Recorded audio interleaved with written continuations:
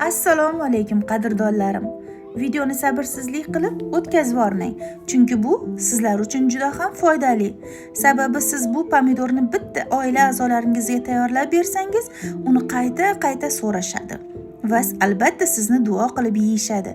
Buning uchun bizga nimalar kerak bo'ladi? 3 ta bolgarskiy, chesnok, 3 ta qalampir va 1 bog' ukrop, 1 bog' kashnich kerak bo'ladi.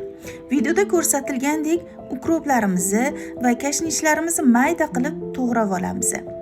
Keyin esa bolgarskiy, chesnok va qalampirlarimizni mayda qilib blenderdan chiqarib olamiz yoki mikrovkadan chiqaramiz. Tayyor bo'lgan masalliqni ukrop, ya'ni ko'katlarning ustiga solib yaxshilab aralashtiramiz. Endi esa suvlarini tayyorlab olamiz.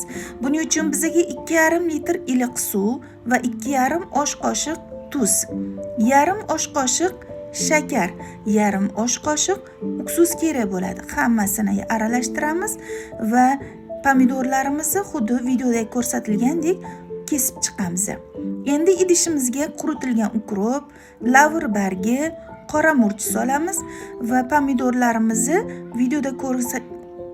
videoda ko'rganingizdek oralariga ko'katli massani solamiz va xuddi shunaqa qilib oralarini zich qilib terib chiqamiz. Agar oralarini zich qilmasangiz, suv solgan paytda oralari qo'zg'alib ketishi mumkin. Ustidan yana quritilgan ukrop, lavr yaprog'i va oldindan tayyorlab qo'ygan suvimizni solamiz. Yana uni ustidan esa og'irroq narsa bilan yopib, bir kun xona haroratida qoldiramiz.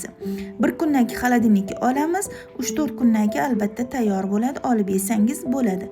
Yoqimli ishtaha